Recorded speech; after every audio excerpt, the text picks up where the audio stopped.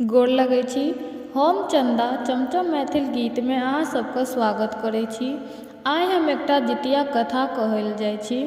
अहाँ सबके जँ नीक लागै तऽ वीडियो के लाइक, चैनल के सब्सक्राइब और कमेंट्स जरूर करब। एक दिन कैलाशक अति रमणीय शिखर पर बैसल पार्वती शंकर जी सँ प्रश्न केलनि, एहन कोन व्रत वा तपस्या छै जकरा कयला सँ सौभाग्यवती स्त्री के संतान जीवित रहतै। शंकर जी कहलखिन, आश्विन कृष्ण अष्टमी तिथि क यदि स्त्री लोक पुत्रक कामना सँ शालिवाहन राजक पुत्र जिमुवाहनक कुशक प्रतिमा बनाय कलशक जल में स्थापना क कलशक चारू भाग खूब सुसज्जित क ओहि ठाम खादी खूनी पोखर क निर्माण क एकटा पाकड़िक ठाढ़ी रोपी ताहि पर माटिक चिल्होरीक आकृति बना राखी आ नीचा में गीदड़नीक आकृति बना दुनू क माथा पर सिंदूर लगाए फूल माला अक्षत धूप दीप नैवेद्य आदि सँ युक्त भ बाँसक पात पर पूजा कयला सँ वंशक वृद्धि होइ छै आ पुत्रक जतेक जे ग्रह चक्र रहै छै तकरा सँ मुक्त भेटैत छै आ संग संग सब प्रकारक मनोरथ पूरा छै। एहि पृथ्वी पर समुद्रक नजदीक में नर्मदाक तट पर दक्षिण दिशा में कनकावती नामक एकटा नगर छै। ओहि ठाम अनेको तरहक सेना सँ सुसज्जित मलय केतु नामक राजा राज करै छै। हुनके राज्य में बाहुलूटा नामक मारुभूमि छलै जकरा मध्य बाटे नर्मदा नदी बहै छै। ओकरे किनारा पर एकटा अति विशाल पाकड़िक क गाछ छलै। ओहि पाकड़िक धोधी में एकटा गिदड़नी निवास करै छै। आहि ठाढ़ी पर एकटा चिल्होरनी बहुत दिन सँ संग रहलै कारणे दुनू में खूब मित्रता छै। ओहि नगरक निवासिनी महिला लोकनि ओहि गाछ लग आबि आश्विन कृष्ण अष्टमी के जिमुतवाहनक पूजा क कथावाचक सँ कथा सुनि अपन अपन घर गेलै। गिदड़नी आ चिल्होरनी सेहो व्रत केने छै, इहो लोकनि अपन अपन घर गेली। ओहि दिन संध्या समय में ओहि नगरक निवास कयनिहार जे नामी सेठ तकर एकमात्र पुत्रक मृत्यु भऽ गेलै। ओकर परिजन सब नर्मदा कात में आबि अग्नि संस्कार कय अपन अपन घर जाय छलै।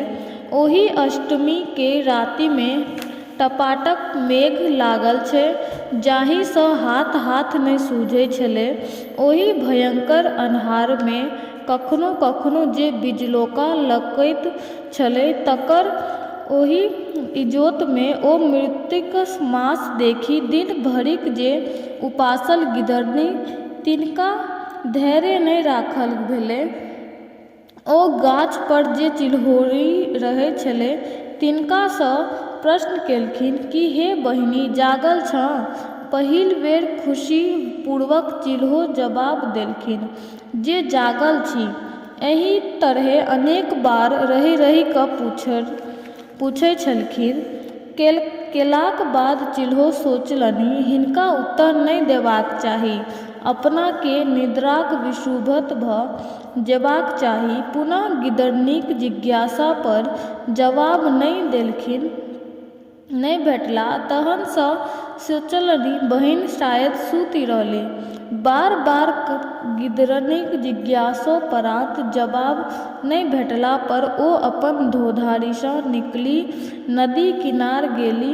ओहि ठाम नदी सँ अपन मुँह में पानी आनि चिताक आगि क मिझाओल तहन चिता में जे बचल मांसक टुकड़ी तकरा खंड खंड काटि पेट भरि खेबो कयलनि आ अपन निवास स्थान में आनि रखियो देलनि। हिनकर सब कर्तव्य ठाढ़ी पर बैसल चिल्होरनी देखै छलीह। आब प्रातः काल गिदड़नी चिल्होरीक उदास भ कहलखिन, हे प्रिय, परना करू। आब पारणक बेर भऽ गेलै। हम स्त्रीगण लोकनिक द्वारा जे देल गेल अछि अकुरी आ नैवेद्य ताहि लऽ कऽ पारणा करै छी। अहूँ करू। तकरा बाद कालक्रमे प्रयागमे कुम्भ लगलै। चिल्होरी आ गिदरनी संयोगसँ दुनू गोटे ओतय गेली। ओहि ठाम एक समयमे दुनूक मृत्यु भऽ गेली। कुम्भमे मृत्युक कारण गिदरनी आ चिल्होरनी दुनूक जन्म वेदक ज्ञाता जे भास्कर नामक भिक्षु ब्राह्मण तनिक घरमे भेलनि। दुनू गोटे जौआ जन्म लेलनि। दुनूक नामकरण भेल। चिल्होरी जे छलीह से जेठ भेलीह, हुनकर नाम शीलावती छल, आ गिदरनी छोट भेलीह, हुनकर नाम कर्पूरावती राखल गेल। दुनू कालक्रमे पैघ भेलीह, यानी कन्यादानक योग्य भेलीह। तहन दुनूक कन्यादान भेल। पैघ जे शीलावती, हुनकर विवाह महामतक नामक जे महा धनीमनी लोक तकरा संग भेल, आ दोसर कन्याक विवाह मलय केतु नामक महाराज तिनका संग भेल। कालक्रमे कर्पूरावती गर्भवती भेलीह आ बच्चा जन्मो लेलखिन, लेकिन बचलनि नहि, मरि गेलीह। एहि तरह कर्पूरावतीके 7टा पुत्र जन्म लेलखिन आ 7 मरि गेलीह। ओ लोकनि परम दुखी छलीह। जेठ जे कन्या शीलावती, हुनको 7टा पुत्र जन्म लेलखिन आ 7 जीवित छलै।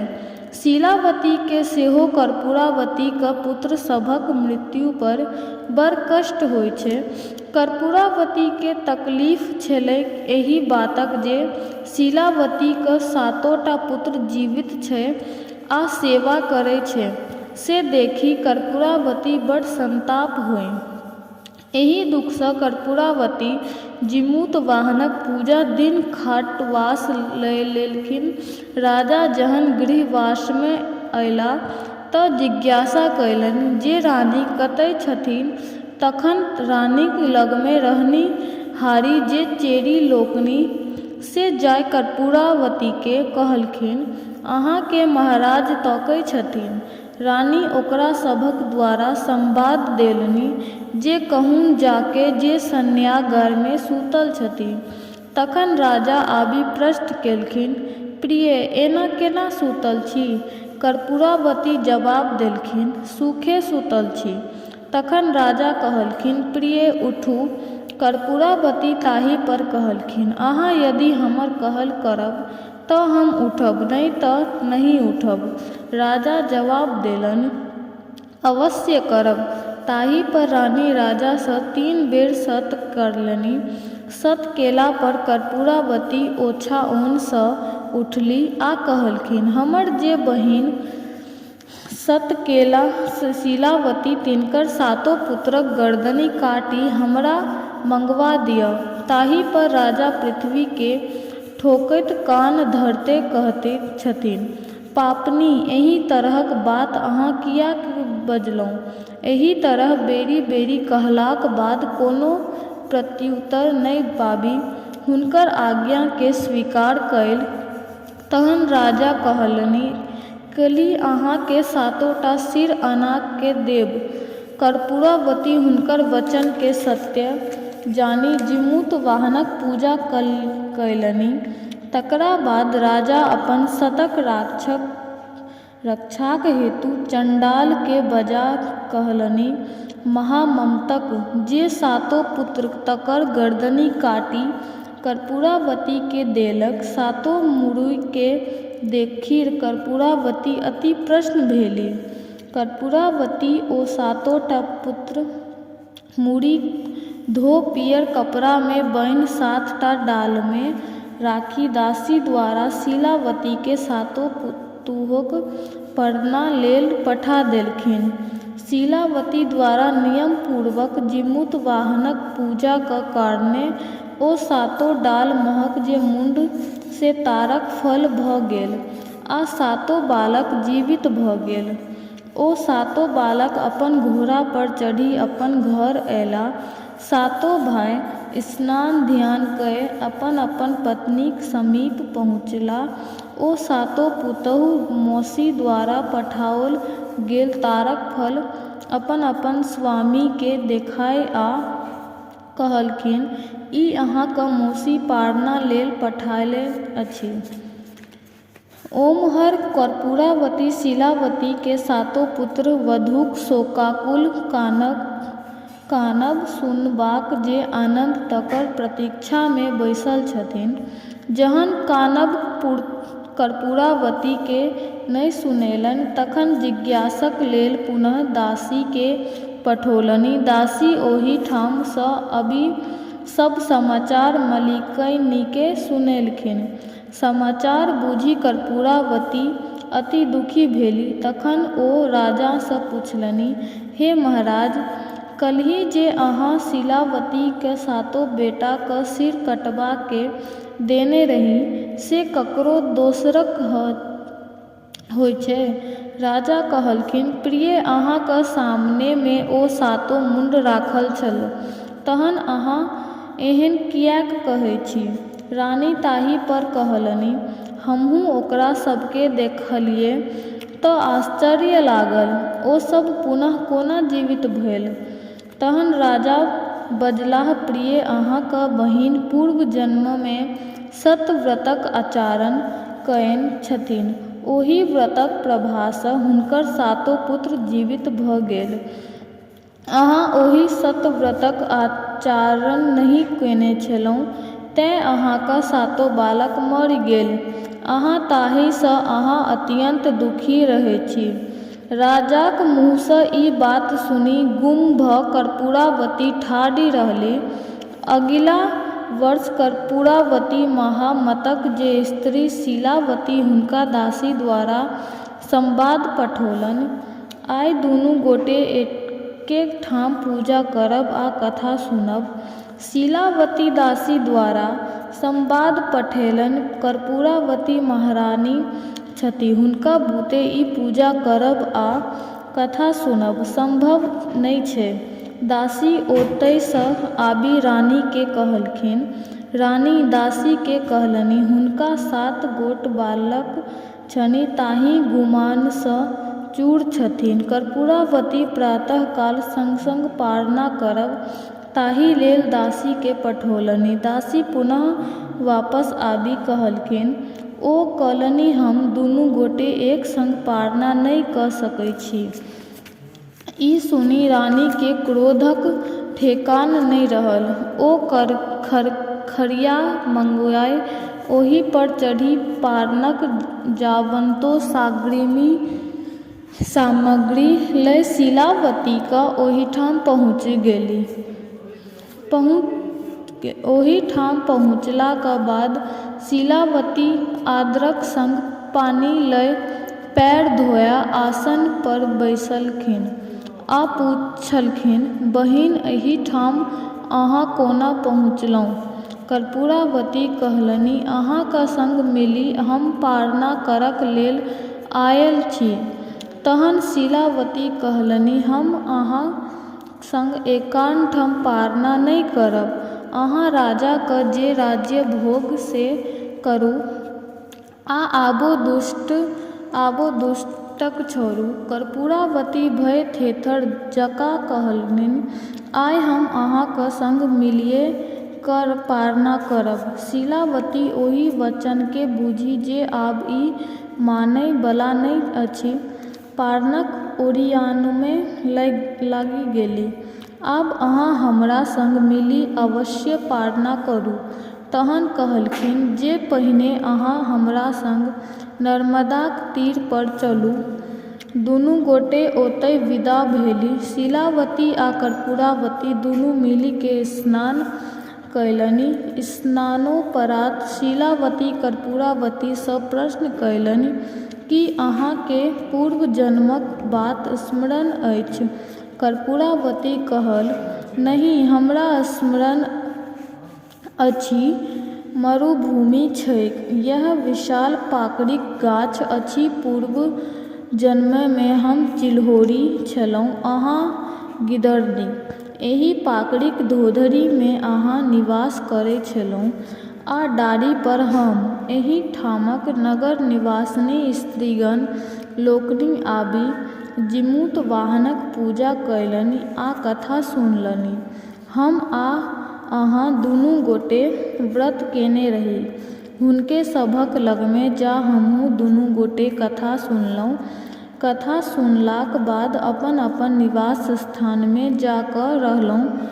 ओहि दिन एहि नगरक जे दंता सेठ तकर पुत्रक देहावसान भऽ गेल छलै, ओ अपन बंधु बांधवक संग आबि चिता रचि संस्कार दय चलि गेली। तकर बाद मध्य रातिमे अहाँ हमरासँ प्रश्न केलहुँ, प्रिय चिल्हो, अहाँ जागल छी कि सुतल? कएक बेर अहाँ जिज्ञासा केला पर हम चुप्पी लगा देलहुँ। तहन हमरा अहाँ सुतल बूझि अपन धोधरीसँ बाहर भऽ नदीसँ मुँहमे पानि आनि चिताक अग्निके मिझा भरि पेट मांस खेलहुँ आ कछु आनि प्रातः काल सरना लेल रखलहुँ। प्रातः काल पारना लेल हमरा अहाँ कहलहुँ, प्रिय चिल्हो, पारना नहि करब? तहन हम जे अहाँक रातुक वृत्तांत देखने रही तऽ उदास हृदयसँ कहलहुँ, हे सखी, अहाँ करू, हम कएलहुँ। तहन हम ग्रामीण महिला लोकनि द्वारा देल गेल अछि आ औंकड़ी लऽ पारना केलहुँ। अहाँ रातुक जे नर मांस रखने छलहुँ तकरा लऽ कऽ पारना केलहुँ। ई सब वृत्तांत हमरा ज्ञात अछि। आबि कऽ देखू ई कही। हुनका पकड़ा धोधरीमे लऽ जा नर मांसक हड्डी आ शेषांश कर्पूरावतीके शीलावती देखौलनि। तहन कर्पूरावतीके शीलावती कहलनि, व्रत भंगक दोषसँ अहाँक पुत्र सब मरैत गेल आ अहाँ दुखी होइत गेलहुँ। हम नियम पूर्वक व्रतक पालन केलहुँ, तकर फल जे पुत्र सब जीवित अछि आ प्रसन्न छी, आ एहि कारणसँ हमर अहाँमे विरोधाभास अछि। कर्पूरावती पूर्व जन्मक वृत्तांत शीलावतीके मुँहे सुनि ओहि ठाम अपन शरीर त्याग कऽ देलनि। शीलावती ओतयसँ घुमि घर अयली। तखन राजा अपन पत्नीक श्राद्ध कऽ निश्चिंत भऽ राज्य चलबय लगलाह। वैह जमूतवाहनक पूजा आइ तक मृत्यु भुवनमे लोक करैत आबि रहल अछि। एहि व्रतके नियमानुसार कएनिहार सब तरहेँ भरल पूरल रहैत छै। कथा सुनलाक बाद कर्पूरक दीप जरा आरती कऽ पूजित देवता लोकनिक विसर्जन करा दियनि। जय जितवाहन, जय भगवान।